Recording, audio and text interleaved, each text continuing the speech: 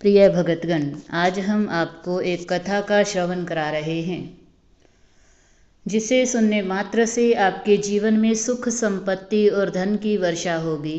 तो चलिए कथा को प्रारंभ करते हैं। भगवान शिव माता पार्वती से कहते हैं, 4 महत्वपूर्ण सूत्र जीवन के सभी दुख दूर कर देते हैं। फिर माता पार्वती पूछती हैं, वह कैसे प्राणनाथ?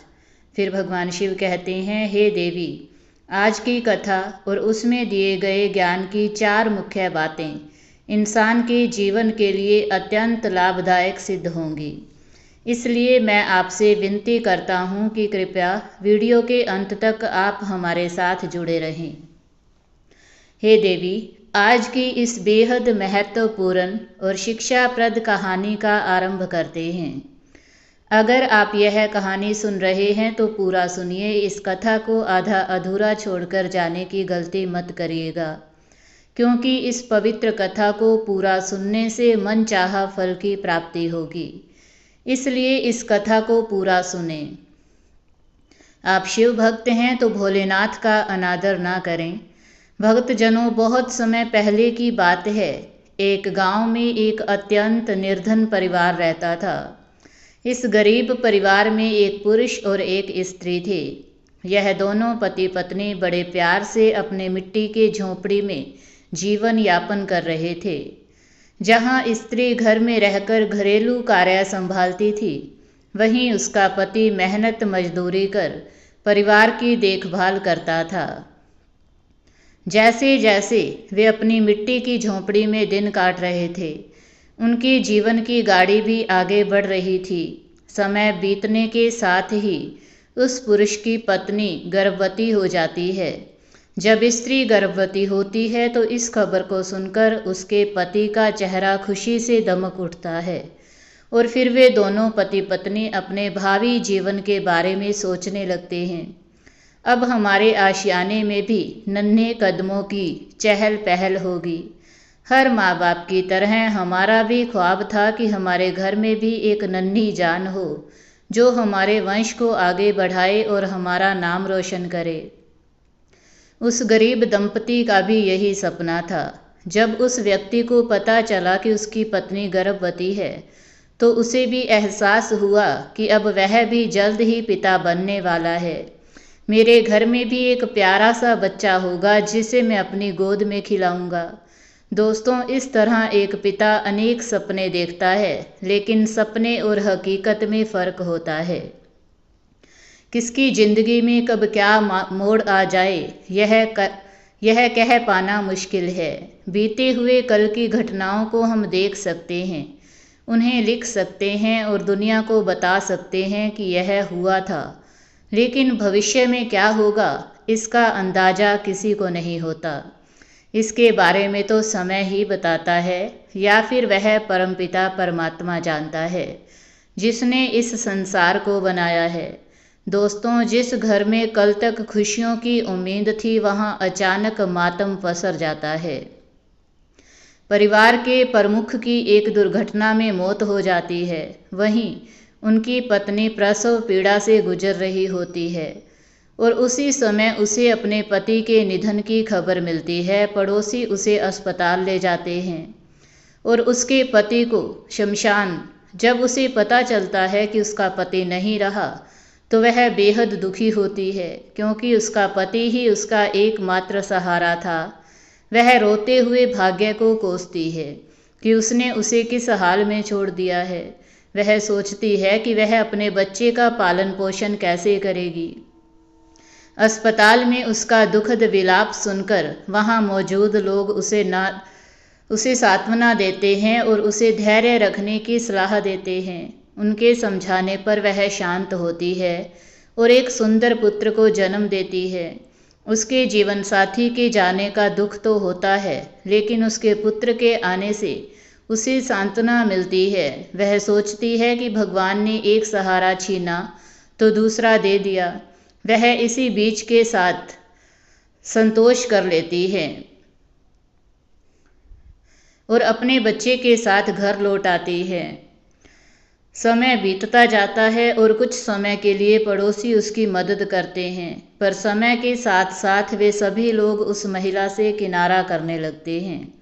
वह महिला भी समझ जाती है कि अगर उसे जीवन यापन करना है और अपने बच्चे की परवरिश करनी है तो उसे घर से बाहर निकलकर काम करना होगा। इसलिए वह लोगों के घरों में झाड़ू पोछा करने का काम शुरू कर देती है। झाड़ू पोछा करके वह अपने और अपने बच्चे का गुजारा करने लगती है। समय बीतता जाता है और उसका बच्चा भी बड़ा होने लगता है। जब बच्चे की उम्र 5 साल हो जाती है तो वह महिला उसे गांव के सरकारी स्कूल में भर्ती करवा देती है।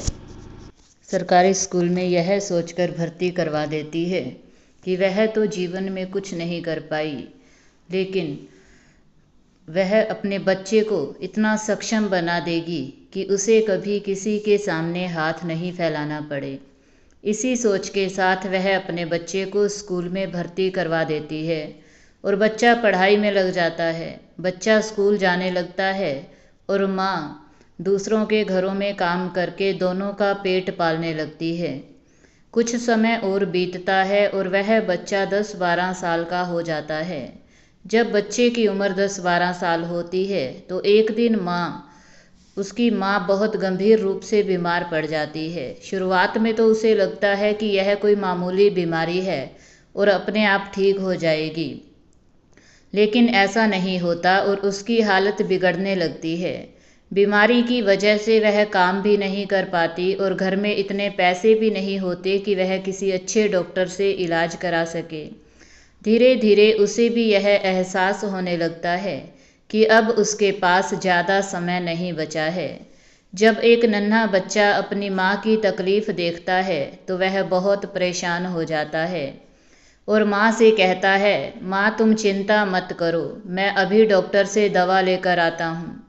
अपने बच्चे की इन बातों को सुनकर माँ की आंखों में आंसू आ जाते हैं और वह कहती है, बेटा अब तुम्हें कहीं जाने की ज़रूरत नहीं है, मेरे पास बहुत कम समय बचा है, इसलिए मैं तुमसे कुछ कहना चाहती हूँ।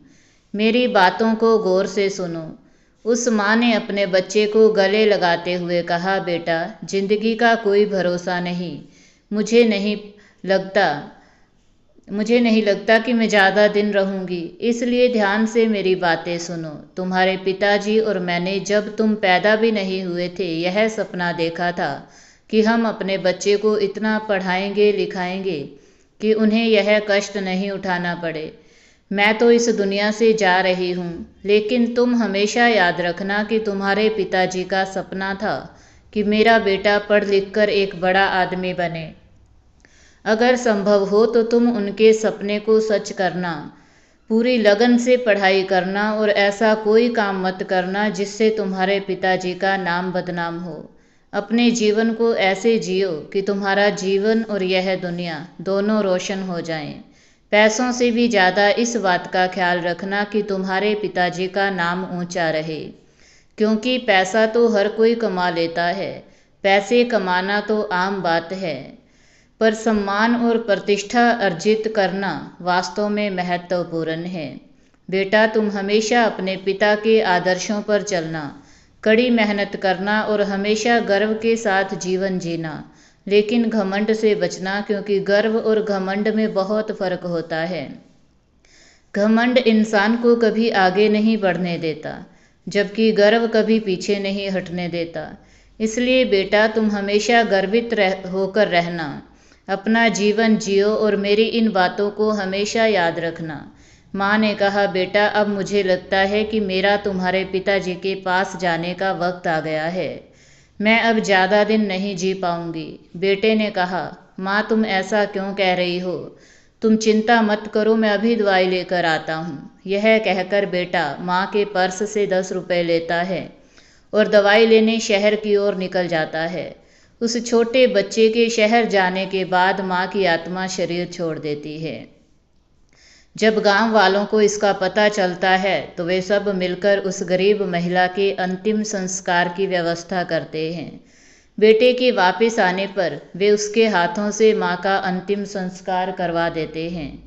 माँ के जाने के बाद वह छोटा बच्चा बिल्कुल अकेला रह जाता है। पिता का साया तो पहले ही उसके सिर से उठ चुका था और अब माँ के जाने के बाद उसे संभालने वाला कोई नहीं बचता। कुछ दूर के रिश्तेदार भी होते हैं, लेकिन चूंकि वह गरीब का बच्चा था इसलिए रिश्तेदार भी उससे मुंह मोड़ लेते हैं। फिर भी वह बच्चा हार नहीं मानता और अपने जीवन को चलाने के लिए काम करने लगता है। कुछ समय तक तो माँ के छोड़े हुए पैसों से उसका गुजारा हो जाता है, लेकिन जब वे भी खत्म हो जाते हैं तो वह काम की तलाश में निकल पड़ता है। उसके मन में माँ के शब्द गूंजते रहते हैं कि कभी भी अपने स्वाभिमान को मत खोना और मेहनत करके अपना जीवन यापन करना। माँ तो चली गई थी, लेकिन उसके शब्द हमेशा उसके साथ रहते हैं। इस तरह वह लड़का छोटे मोटे काम करके अपना गुजारा करने लगा। स्कूल से लौटने के बाद कभी खेतों में मदद करता, कभी चाय की दुकान पर काम कर पैसे कमाता। इस प्रकार वह बच्चा पढ़ाई के साथ साथ मेहनती काम भी करता। पढ़ाई करते हुए उसने अपना जीवन यापन किया। कुछ वर्ष इसी तरह बीत गए और वह बच्चा गांव के स्कूल से निकलकर कस्बे के स्कूल में आगे की पढ़ाई के लिए दाखिल हो गया। वहाँ उसके पढ़ाई के खर्च बढ़ गए, पर उसने हार नहीं मानी, क्योंकि उसकी माँ ने कहा था कि उसे पढ़ लिख कर बड़ा आदमी बनना है। इसलिए वह दिन रात मेहनत करके पढ़ाई में लगा रहा। उसकी कमाई का बड़ा हिस्सा स्कूल की फीस में चला जाता और बची खुची रकम से वह मुश्किल से अपना गुजारा करता। फिर भी वह अपनी पढ़ाई जारी रखता। उसके पास कोई स्थायी नौकरी नहीं थी, क्योंकि वह स्कूल भी जाता था। अगर वह स्थायी नौकरी करता तो उसे स्कूल छोड़ना पड़ता, जिससे उसके माता पिता का सपना अधूरा रह जाता। इसलिए वह स्कूल के बाद मेहनत मजदूरी कर पैसे कमाता और अपना गुजारा करता। लेकिन एक दिन जब वह स्कूल से लौटा और काम ढूंढने गया तो उसे कहीं भी काम नहीं मिला। पूरा दिन बीत गया और उसे कहीं काम नहीं मिला। इसलिए उस दिन उसे पैसे भी नहीं मिले और खाने के लिए भी कुछ नहीं मिला, क्योंकि उसके पास जो पैसे थे वे स्कूल की फीस में जमा हो चुके थे। उसकी रोज की कमाई से ही उसका खाना चलता था। उस रात उसने सोचा कि आज वह पानी पीकर ही सो जाएगा। अगले दिन वह फिर से अपनी किताबें उठाकर स्कूल चला गया और स्कूल में पूरा दिन पढ़ाई की और फिर घर लौट आया। वह अपना बैग घर पर छोड़कर निकल पड़ता है नए काम की खोज में। वह बच्चा चलता रहता है और सोचता रहता है कि आज तो मुझे कोई ना कोई काम मिल ही जाएगा और जो भी काम मिलेगा मैं उसे तुरंत कर लूँगा। दोस्तों, उस दिन भी उस बच्चे को शाम तक काम की तलाश में रहना पड़ता है, पर उसे कोई काम नहीं मिलता। उस दिन भी उसे भूखा ही सोना पड़ता है। उसके मन में ख्याल आता है कि क्यों ना किसी से मांग कर खा लूं, पर वह लड़का इतना गर्वी होता है कि उसे मांगने की हिम्मत नहीं होती। वह सोचता है कि किसी से मांग कर नहीं खाऊंगा, चाहे कुछ भी हो जाए, क्योंकि अगर मैं ऐसा करूंगा तो लोग मुझे भिखारी समझेंगे।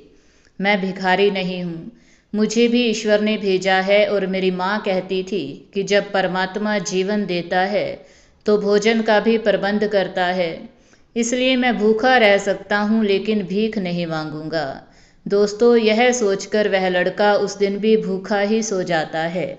जब अगला दिन आता है और वह लड़का सुबह उठता है तो उसे चक्कर आने लगते हैं, क्योंकि वह 2 दिन से कुछ नहीं खाया था। एक बड़ा आदमी होता तो शायद यह सहन कर लेता, लेकिन एक 10-12 साल का बच्चा कब तक बर्दाश्त कर सकता है।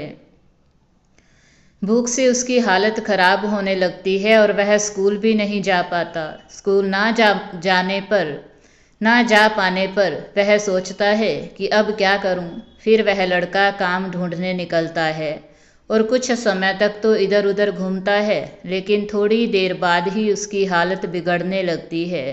उस लड़के की नज़रों के सामने अचानक अंधेरा घिर जाता है। वह लड़का एक पेड़ के नीचे उसके तने का सहारा लेकर वहीं जमीन पर बैठ जाता है। पेड़ की ठंडी छाया में बैठा वह लड़का सोचने लगता है कि अगर उसे जल्दी खाना नहीं मिला तो शायद वह मर जाएगा। उसे कुछ करना होगा। उसे लगता है कि उसे अपना गर्व त्यागना पड़ेगा और रास्ते से गुजरने वाले लोगों से भीख मांगनी पड़ेगी। जब यह विचार उसके मन में आता है तो उसकी आत्मा से एक आवाज़ उठती है, नहीं तू ऐसा नहीं कर सकता। भले ही तू एक टूटी फूटी झोपड़ी में रहता है, भले ही तू गरीब है और लोग तुझे गरीब कहते हैं, लेकिन गांव वाले तुझे भिखारी नहीं कहते। इसमें तेरा सम्मान है, तू अभी भी भिखारी नहीं है।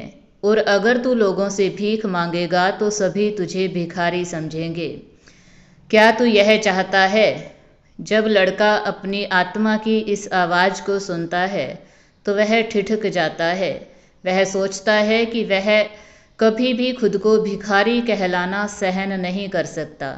अगर ऐसा होता है तो उसकी बची खुची इज्जत भी चली जाएगी। लड़का काफ़ी देर तक इन्हीं विचारों में उलझा रहता है। फिर वह सोचता है कि चाहे जो भी हो जाए वह किसी से भीख नहीं मांगेगा, लेकिन मदद मांग सकता है, क्योंकि भीख मांगना और मदद मांगना दो अलग बातें हैं। उसे किसी के पास जाकर मदद मांगनी चाहिए। दोस्तों, जिस पेड़ के नीचे वह लड़का बैठा था उसी पेड़ के सामने एक बहुत ही सुंदर बंगला था। जब लड़के से भूख सहन नहीं होती तो वह उस बंगले की ओर जाता है और बंगले पर पहुंचकर दरवाजे की कुंडी खटखटाने लगता है। जब लड़का दरवाज़ा खटखटाता है तो बंगले के अंदर से एक महिला बाहर आती है और बाहर आकर जब वह महिला देखती है तो सामने उसे एक बच्चा खड़ा हुआ नजर आता है। वह महिला नोटिस करती है कि एक 12 वर्षीय लड़का घर के द्वार पर खड़ा है। जब वह उसे देखती है तो पूछती है, क्या बात है बेटे, तुम दरवाजे पर क्यों खड़े हो और दरवाज़ा क्यों खटखटा रहे थे? लड़का हाथ जोड़कर कहता है, माँ जी, मैंने आपको इस दोपहरी में परेशान किया, उसके लिए मुझे माफ़ कर दीजिए। महिला उत्तर देती है, कोई बात नहीं बेटा, तुम्हें क्या चाहिए? मैं तुम्हारी किस तरह मदद कर सकती हूँ? उसके मातृत्व से भरे शब्दों को सुनकर लड़का सोचता है कि वह उन्हें बता दे कि वह 3 दिनों से भूखा है, परंतु अपने स्वाभिमान के कारण वह केवल इतना ही कह पाता है, माँ जी, मुझे बहुत प्यास लगी है, क्या मुझे एक गिलास पानी मिल सकता है? महिला उसकी बात सुनकर और उसे ऊपर से नीचे तक देखकर समझ जाती है कि उसे भूख भी लगी है। वह कहती है, रुको पुत्र, मैं अभी पानी लेकर आती हूँ, और घर के अंदर चली जाती है। रसोई में जाकर वह देखती है कि वहाँ दूध और लड्डू रखे हैं। वह दूध को गर्म करती है और गर्म दूध के साथ कुछ लड्डू लेकर लड़के के पास आती है और उसे दूध से भरा हुआ गिलास देती है। जैसे ही लड़का गिलास को थामता है उसे वह गर्म लगता है। गिलास में दूध देखकर उसका चेहरा खुशी से चमक उठता है। वह अनमने भाव से माँ का शुक्रिया अदा करता है और दूध पीने लगता है। माँ उसे समझाती है कि बेटा, इतना जल्दी क्यों कर रहे हो, धीरे धीरे पियो, नहीं तो मुंह जल जाएगा।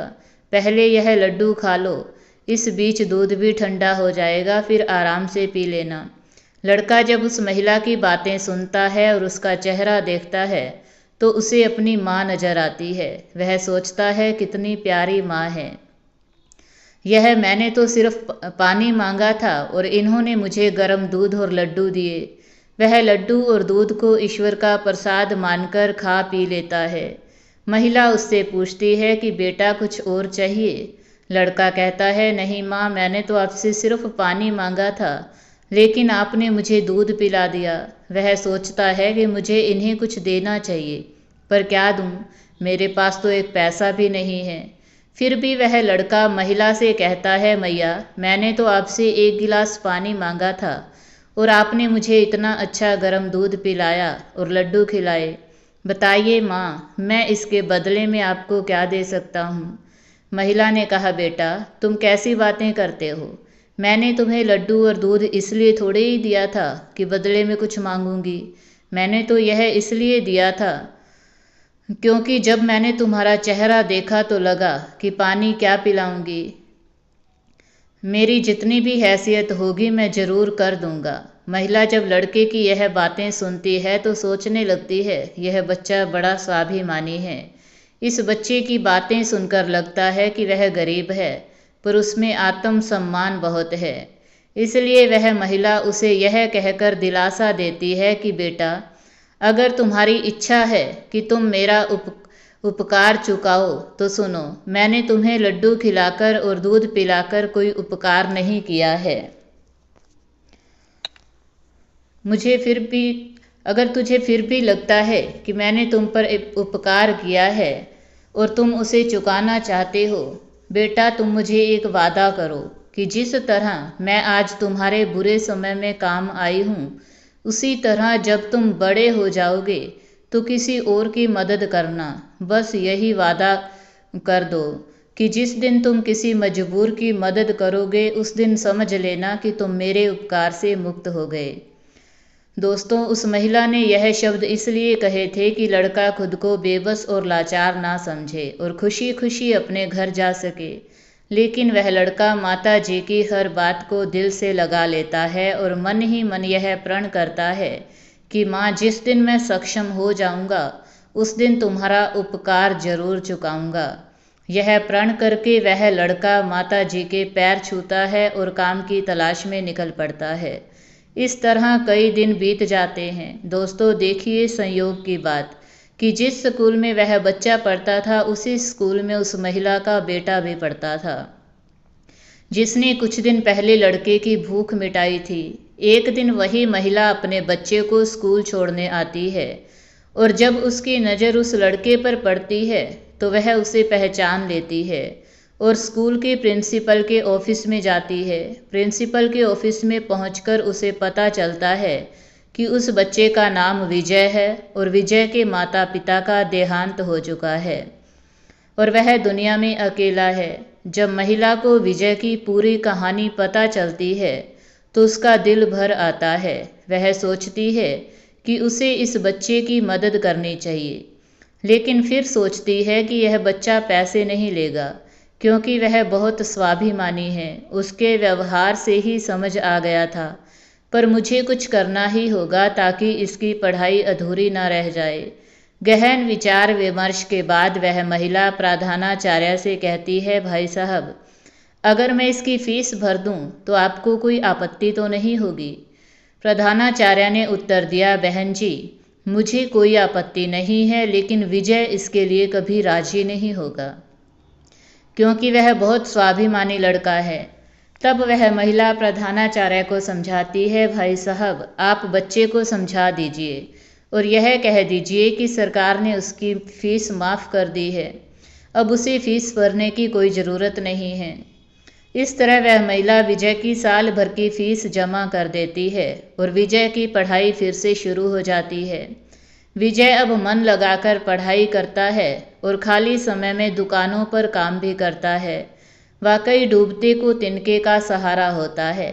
उस महिला के छोटे से प्रयास से विजय की पढ़ाई अच्छे से चलने लगती है और वह अपने काम से खाने का इंतजाम भी कर लेता है। समय बीतता जाता है और विजय इंटर पास कर लेता है। क्योंकि उसका स्कूल सिर्फ इंटर तक ही था, इसलिए आगे की पढ़ाई के लिए वह शहर चला जाता है। वह सोचता है कि वह शहर में किसी कॉलेज में पढ़ाई करेगा और नौकरी की तलाश भी करेगा। वह लड़का शहर जाकर कॉलेज की तलाश में लग जाता है।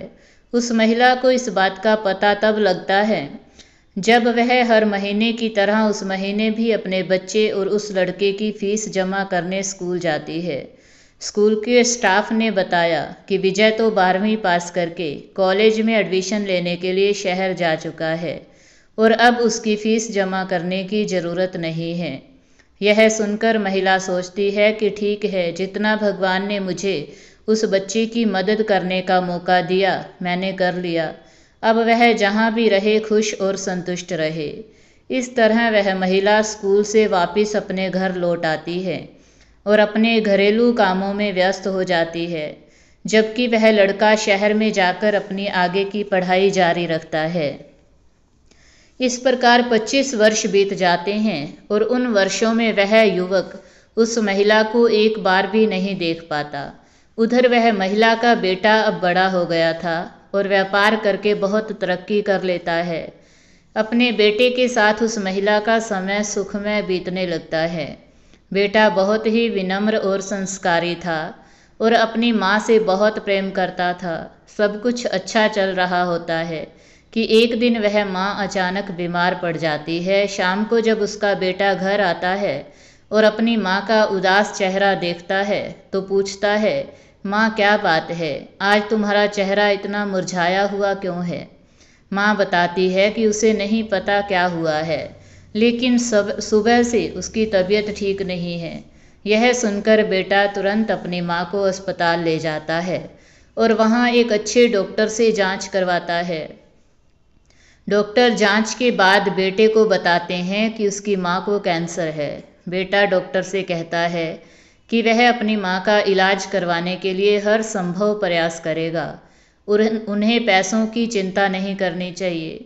डॉक्टर उसे समझाते हैं कि कैंसर का इलाज महंगा है और उसे अपनी माँ को बड़े शहर में किसी बड़े अस्पताल में ले जाना होगा। बेटा डॉक्टर से मुंबई के उस अस्पताल का पता और कैंसर विशेषज्ञ का नाम और नंबर लेकर बाहर आता है और अपनी माँ से कहता है कि वह उसे मुंबई ले जाएगा क्योंकि वहाँ के डॉक्टरों का व्यवहार अच्छा नहीं है। मैं तुम्हें किसी नामी डॉक्टर के पास इलाज के लिए ले जाऊंगा और इसी बहाने तुम्हें मुंबई भी घुमा दूंगा। माँ कहती है, बेटा इतनी दूर क्यों जाना, अब इस उम्र में मुझे कौन घुमाएगा, यहाँ के डॉक्टर से ही कोई दवा ले लेते हैं, उसी से ठीक हो जाऊंगी, तो इतनी फिक्र क्यों करता है। अरे मैंने तो इतने साल जी लिए, अब 4 साल की मेहमान हूँ, फिर तो जाना ही है, इतना खर्चा क्यों करना। बेटा कहता है, माँ इस दुनिया में तू ही तो है जिसे मैं सबसे ज़्यादा प्यार करता हूँ, तू ही मेरी जान है, इसलिए मैं तुम्हें बीमारी से नहीं मरने दूंगा। धन दौलत तो आती जाती रहती है, मैं तुझ पर सब कुछ लुटा दूंगा, तुझे इन बातों की चिंता करने की ज़रूरत नहीं है। इस तरह वह बेटा अपनी माँ को समझाकर मुंबई ले जाता है और अस्पताल पहुंचकर डॉक्टर की जानकारी लेता है। पता चलता है कि डॉक्टर विदेश गए हैं और कल ही मिल सकेंगे। इस बीच वह अपनी माँ को अस्पताल में भर्ती करा देता है। अगले दिन डॉक्टर से मिलकर वह अपनी माँ की सारी रिपोर्ट्स दिखाता है। डॉक्टर कहते हैं इलाज लंबा चलेगा लेकिन ठीक हो जाएंगे। बेटा तैयार होता है और कहता है कि वह जितना भी समय लगे वह रुकेगा और केवल अपनी माँ को ठीक करने की प्रार्थना करता है। इस तरह माँ का इलाज मुंबई के बड़े अस्पताल में शुरू होता है। बड़े शहर और बड़े अस्पताल में खर्च भी ज़्यादा होता है और माँ की बीमारी भी गंभीर थी, इसलिए दवाइयाँ भी महंगी थी। बेटा महंगी दवाइयाँ लाता है और उसका व्यापार भी मंदा पड़ जाता है क्योंकि वह अपने शहर से दूर था। धीरे धीरे माँ की हालत में सुधार होता है, लेकिन बेटे की जमा पूंजी इलाज में खर्च होने लगती है। जब माँ को अपने बेटे की चिंता का आभास होता है तो वह कहती है, बेटा यह दवाइयाँ तो बहुत महंगी हैं, तू मेरे ऊपर इतना खर्च क्यों कर रहा है, चलो अब घर चलते हैं। बेटा जवाब देता है, माँ तू चिंता क्यों करती है, अभी तो मेरे पास पर्याप्त पैसे हैं और अगर ज़रूरत पड़ी तो मैं अपनी दुकान या कोठी तक बेच दूंगा, लेकिन तेरा इलाज ज़रूर करवाऊंगा क्योंकि तेरे बिना मेरा कोई अस्तित्व नहीं है। अगर तू नहीं रही तो इस धन दौलत का मैं क्या करूँगा। अगर तू जिंदा रही और तेरी दुआएं मेरे साथ रही तो दौलत तो मैं बाद में भी कमा सकता हूँ, इसलिए माँ तुझे चिंता करने की कोई ज़रूरत नहीं है। माँ कहती है, ठीक है बेटा, जैसा तू चाहे। और इस तरह माँ का इलाज आगे बढ़ता रहता है। इस दौरान जब माँ अस्पताल में भर्ती रहती है तो वहाँ का सबसे बड़ा डॉक्टर उनसे मिलने आता है और घंटों उनके साथ बातें करता है। माँ को यह बहुत अच्छा लगता है और वह सोचती है कि इतने व्यस्त डॉक्टर के पास उनसे बात करने का समय कैसे होता है। 1 महीने बाद बेटा डॉक्टर के कैबिन में जाकर पूछता है कि माँ का इलाज कब तक चलेगा। डॉक्टर बताते हैं कि माँ अब पूरी तरह से स्वस्थ है और एक जांच की रिपोर्ट का इंतजार है। 2 दिन बाद जब रिपोर्ट आती है, बेटा फिर से डॉक्टर से मिलता है और डॉक्टर उसे आश्वासन देते हैं कि सब ठीक है और वह अपनी माँ को घर ले जा सकता है। एक बहुत ही शानदार रिपोर्ट सामने आई है जिसमें यह बताया गया है कि आपकी माँ का कैंसर अब पूरी तरह से ठीक हो चुका है और आप उन्हें अस्पताल से छुट्टी दिलवाकर घर ले जा सकते हैं। बेटे को जब डॉक्टर से यह बातें सुनने को मिलती हैं तो वह बहुत खुश होता है और डॉक्टर का शुक्रिया अदा करता है।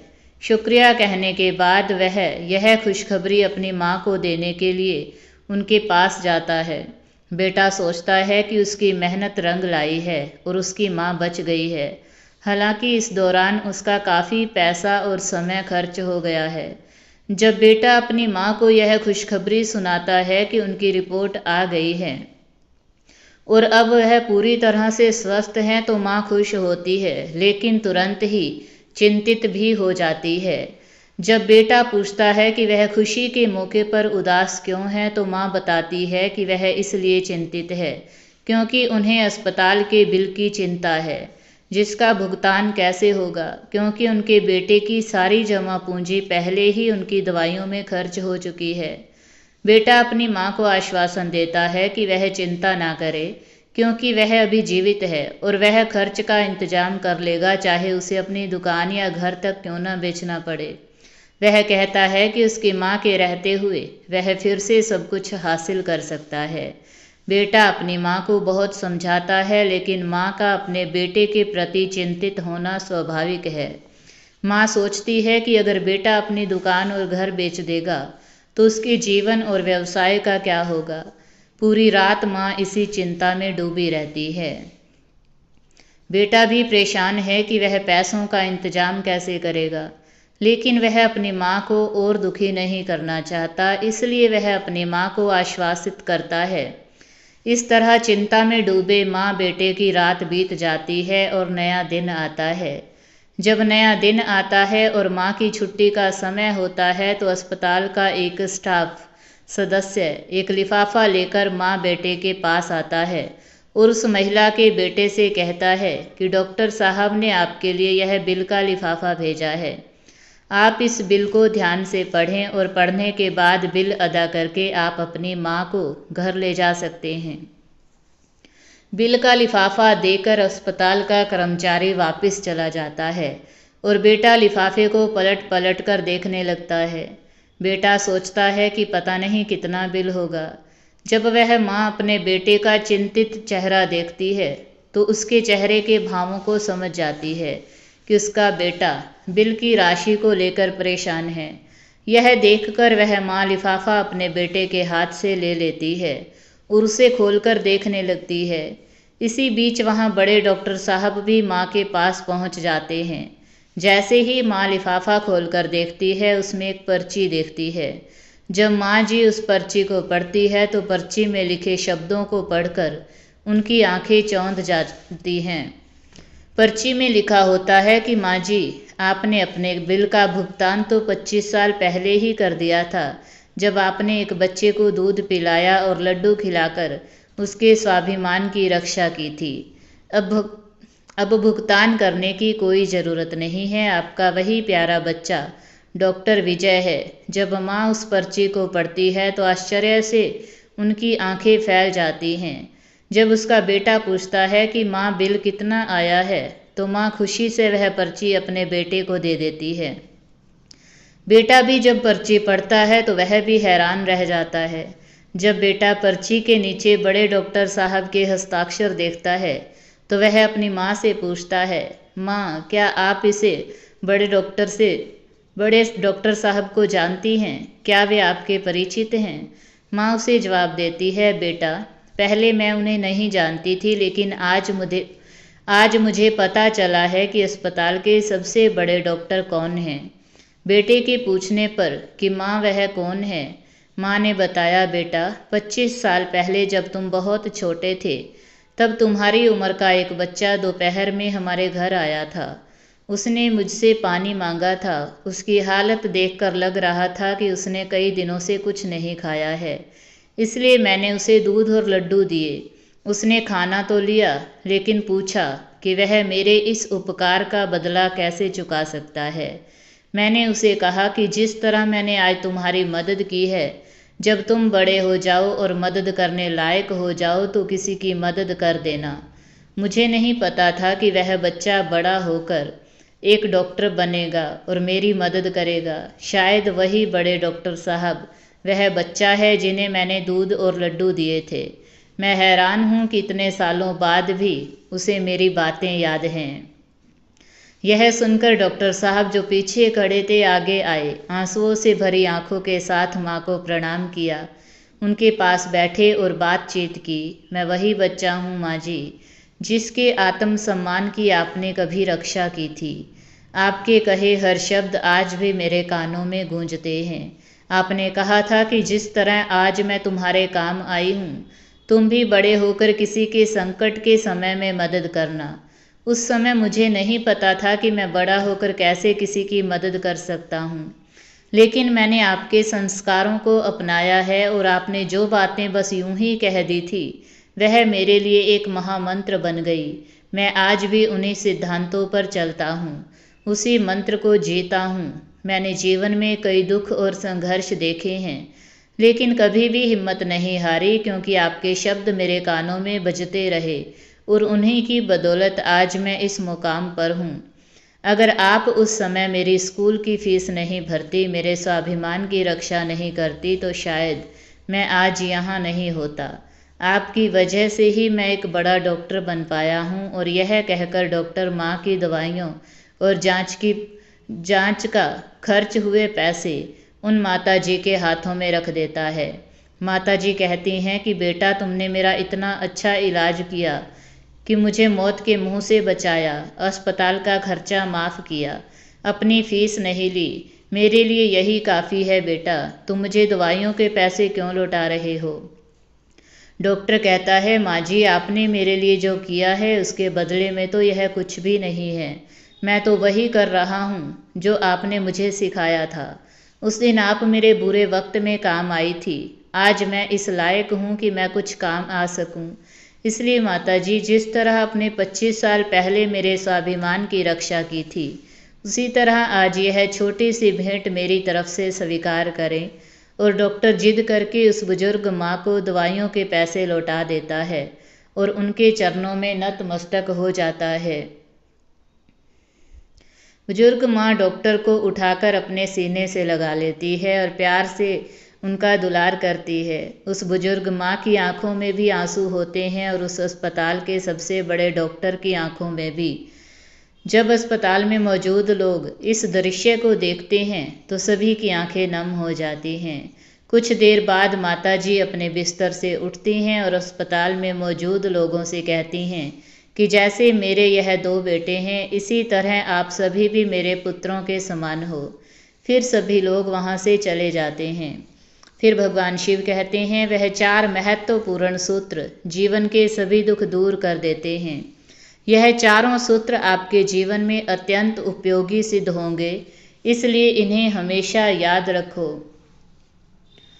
खुशहाल जीवन का पहला सूत्र यह है कि परिवर्तन ही इस दुनिया का नियम है। किसी भी परिवर्तन से डरे नहीं, बल्कि उसे अपनाएं। कुछ परिवर्तन आपको सफलता दिलाएंगे तो कुछ आपको सफल होने की शिक्षा देंगे। इसलिए कभी भी जीवन की चुनौतियों से ना डरें। खुशहाल जीवन का दूसरा सूत्र है कि चाहे अंधेरा कितना भी गहरा हो, एक छोटी सी बात अंधेरे को काटकर प्रकाश फैला देती है। छोटी सी बाती अंधेरा काटकर प्रकाश फैला देती है। उसी तरह जीवन में चाहे कितना भी अंधेरा क्यों ना हो, ज्ञान का प्रकाश उसे दूर कर देता है। इसलिए जहाँ भी ज्ञान की बातें हों, उन्हें ग्रहण करना चाहिए। तीसरा सूत्र है कि जीवन को बदलने के लिए संघर्ष करना पड़ता है और जीवन को आसान बनाने के लिए उसे समझना पड़ता है। इंसान की प्रवृत्ति ऐसी होती है कि वह जिसे लेकर जाना है उसे छोड़ देता है और जो यहीं रहना है उसे जोड़ लेता है। मेरा चौथा और आखिरी सूत्र है कि दूसरों का भला करो, इससे लाभ होगा, क्योंकि भला करने का उल्टा लाभ होता है। और जब आप दूसरों पर दया करोगे तो आपको सदैव याद किया जाएगा, क्योंकि दया का उल्टा याद होता है। जब भी आपको जीवन में किसी की मदद करने का अवसर मिले तो बिना संकोच किए मदद कर देना चाहिए, क्योंकि कभी कभी डूबते को तिनके का सहारा भी बहुत होता है। फिर भगवान शिव कहते हैं, अंत में मैं आपसे बस यही कहना चाहता हूँ कि आप भी उस माँ की तरह लाभ उठाना चाहते हो। अगर आप भी उस माँ की तरह लाभ चाहते हो तो उस वृद्धा माँ की अंतिम बात को हमेशा याद रखें कि जो लोग दूसरों का भला करते हैं उन्हें निश्चित ही लाभ होता है, और जो लोग केवल अपने लाभ के लिए काम करते हैं उनका भला नहीं होता। इसलिए अगर आप भी लाभ चाहते हैं तो दूसरों का भला कीजिए और सभी दुखों से दूर रहिए। इतना कहकर भगवान शिव इस कहानी को समाप्त करते हैं। इस वीडियो को बोलते समय कोई त्रुटि हो तो मैं क्षमा चाहती हूँ। उम्मीद है आप सभी को यह वीडियो अच्छी लगी होगी। अगर आप शिव के सच्चे भक्त हैं तो चैनल को सब्सक्राइब और वीडियो को लाइक करके कमेंट में हर हर महादेव लिख दें।